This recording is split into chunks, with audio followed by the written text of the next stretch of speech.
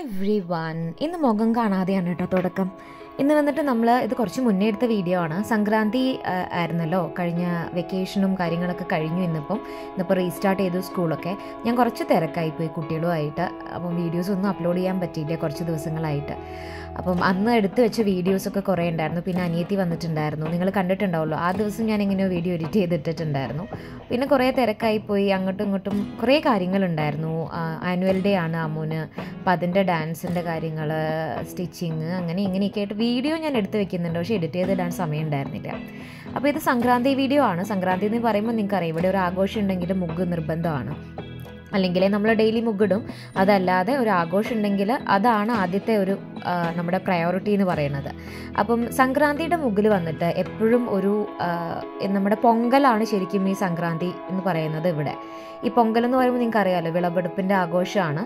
അതുപോലെ തന്നെ നമ്മൾ ഈ പൊങ്കൽ വയ്ക്കും, നമ്മുടെ ഇങ്ങനെ പതഞ്ഞു പൊങ്ങുന്നത് അതുണ്ടാവും. പിന്നെ പശുവിനെ വരയ്ക്കും, ഗോമാതാവാണ്, അങ്ങനെ വരയ്ക്കും. അതുപോലെ ചോളം വയ്ക്കും, അതുപോലെ ഗോതമ്പ് ഇങ്ങനെയൊക്കെ വിളഞ്ഞു നിൽക്കുന്ന ഇതൊക്കെ വരയ്ക്കും നമ്മൾ.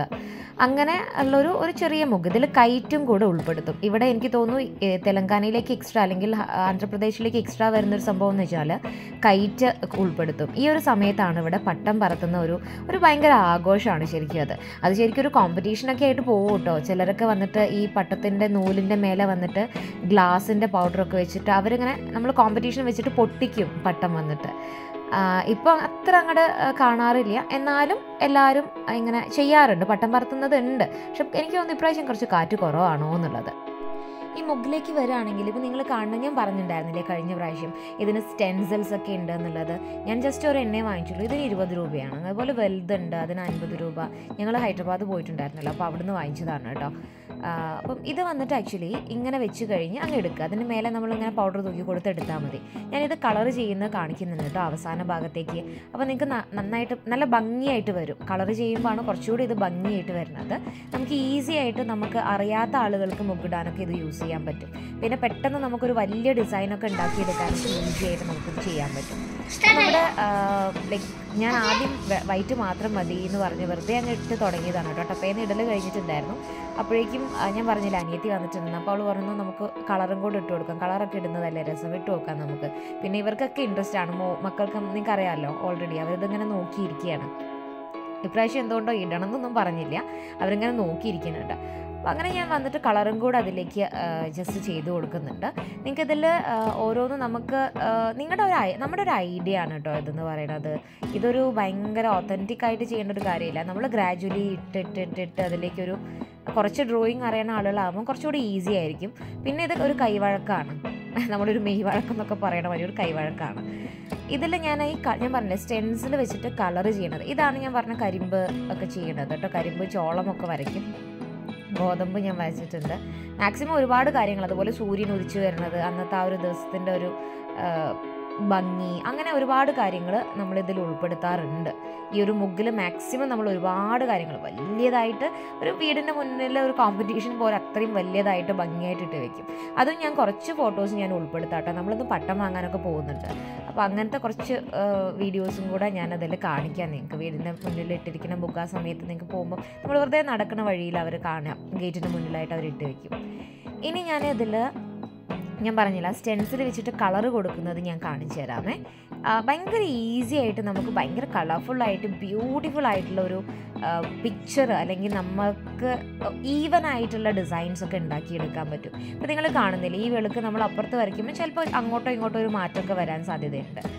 അപ്പം കളർ കൊടുക്കുന്നത് ഇങ്ങനെ അങ്ങോട്ടും ഇങ്ങോട്ടും ഒരു മിക്സ് ആൻഡ് മാച്ച് ഒക്കെ ചെയ്തിട്ട് ഒരു ഇറ്റ്സ് ഐഡിയ. നമുക്കൊരു ഇഷ്ടമുള്ള കുറച്ച് കളർ കോമ്പിനേഷൻസും ഒരു ഡ്രോയിങ് ഒക്കെ ഇഷ്ടമുള്ള രീതിയിലാകുമ്പോൾ ഈസി ആയിട്ട് നമുക്ക് ചെയ്യാൻ പറ്റും.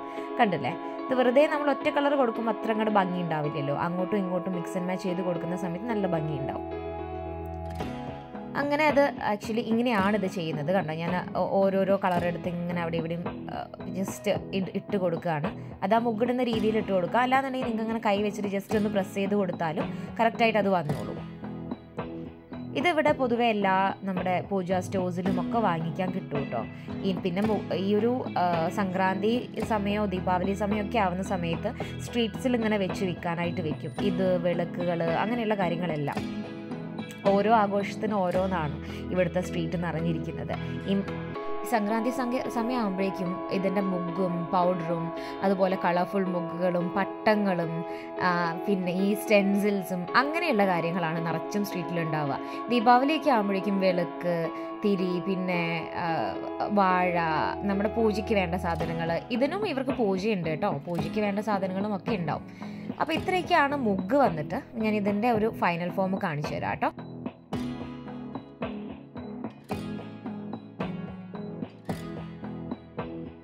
ഇന്ന് ഇത് സംക്രാന്തി എന്ന് പറഞ്ഞാൽ ഒരു പൊങ്കലാണ്. ആക്ച്വലി തമിഴ്നാടിൻ്റെ പൊങ്കലിനാണ് സംക്രാന്തി പറയുന്നത്. അപ്പോൾ ഇവിടെ വന്നിട്ട് ഈ ഒരു വിളവെടുപ്പിൻ്റെ ആഘോഷം, നമ്മുടെ വിഷു ഇല്ലേ, അതിൻ്റെ ഒരു വേറെ കൈൻഡ് ഓഫ് തിങ് ആണ്. പിന്നെ ഈ ഒരു ആഘോഷത്തിൻ്റെ ഒരു പാട്ടാണ് പട്ടം പറത്തൽ എന്ന് പറഞ്ഞാൽ. നമ്മളിന്നിപ്പോൾ പോകുന്ന പട്ടം വാങ്ങാൻ പോവാണ് കേട്ടോ. ഇവിടെ ഭയങ്കര കാറ്റായിരിക്കും. ഈ സീസണങ്ങ് ആയിക്കഴിഞ്ഞാൽ നമ്മൾ ടെറസിൻ്റെ മേലെ നിന്ന് നമുക്ക് പട്ടം പറത്താൻ പറ്റും. അങ്ങനെ അപ്പോൾ പട്ടം പറത്താൻ വേണ്ടിയിട്ട് പട്ടം വാങ്ങിയിട്ട് വരാം നമുക്ക്. ഞങ്ങളെല്ലാവരും കൂടെ വെറുതെ ഒന്ന് ഇറങ്ങിയ നട്ടപ്ര വെയിലാണ്, നേരം വേണ്ടിയില്ല, വെറുതെ ഇങ്ങനെ ഇറങ്ങിയതാണ്. ആമുണ്ട് സൈക്കിളായിട്ട് പോകുന്നത്, അതാ പോകുന്ന ആ ഒരുത്തി കാണിച്ചു തരാം.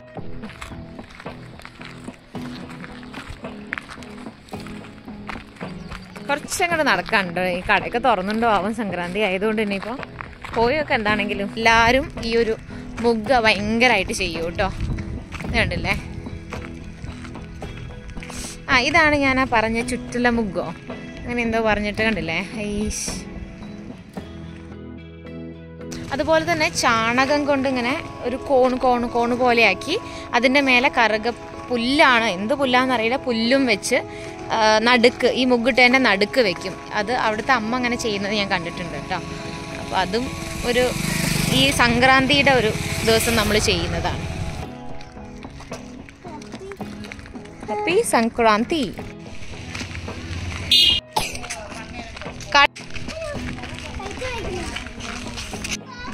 കണ്ടോ, ഞാൻ പറഞ്ഞില്ലേ ആ ഒരു സാധനം ഇങ്ങനെ ധാന്യങ്ങളും കാര്യങ്ങളൊക്കെ കണ്ടോ. കുട്ടികളൊക്കെ പട്ടം വാങ്ങിച്ചു തരണുണ്ടോ നിങ്ങൾ?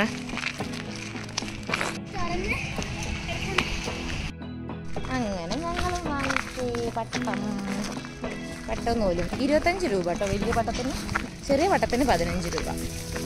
കുഞ്ഞി പട്ടം ഉണ്ടാവും കേട്ടോ. ശരിക്കും വലിയ പട്ടത്തിനേക്കാളും നല്ല ചെറിയ പട്ടമാണ്. എന്താണെങ്കിൽ നമുക്ക് പോയി പറത്തി നോക്കാം. അത് കെട്ടാനൊരു നാക്കൊക്കെ ഉണ്ട്. ഏട്ടനാണ് കെട്ടിത്തരാറ് സാധാരണ. ഏട്ടന് ഇങ്ങനത്തെ കാര്യത്തിൽ ഭയങ്കര റങ്കാണ് കേട്ടോ. വരുന്ന വഴിക്ക് ഏട്ടൻ്റെ വീട്ടിൽ കയറിയിട്ടുണ്ടായിരുന്നു കേട്ടോ. അപ്പോൾ അവിടെ വെച്ചിട്ട് ഇത് ഭക്ഷ്യാലു എന്ന് പറഞ്ഞൊരു സംഭവമാണ്. ഈ സംക്രാന്തിക്കൊക്കെ അവർ ഈ തെലുഗൂസ് ഉണ്ടാക്കുന്നതാണ്. അവിടെ തൊട്ടടുത്ത വീട്ടിലുള്ള ഒരു അമ്മ കൊടുത്തിട്ടുള്ളതാണ് കേട്ടോ. അപ്പോൾ ഇത് വന്നിട്ട് ആക്ച്വലി നമ്മൾ എങ്ങനെയാണ് ഉണ്ടാക്കണമെന്ന് വെച്ചാൽ ചപ്പാത്തിയുടെ ഉള്ളിലേക്ക് ഇങ്ങനെ കടലമാവും മധുരം എല്ലാം കൂടെ വെച്ചിട്ട് നമ്മൾ ആലു പറാത്ത ഉണ്ടാക്കില്ലേ, അതുപോലെ ഉണ്ടാക്കുന്നൊരു സംഭവമാണ്. അങ്ങനെ വീട്ടിലെത്തി പട്ടം പറത്തലും പട്ടത്തും കെട്ടലാണ് കേട്ടോ പരിപാടി. ഇപ്പോൾ വന്നിട്ട് ഇത് കെട്ടാനായിട്ട് ഒരു ഞാൻ പറഞ്ഞില്ലേ കുറച്ച് കാര്യങ്ങൾ നമ്മൾ അങ്ങോട്ടും ഇങ്ങോട്ടും ഒക്കെ ഒന്ന് നോക്കിയിട്ട് വേണം കെട്ടാനായിട്ട്. അപ്പോൾ അങ്ങനെ ഒരു പരിശ്രമത്തിലാണ്.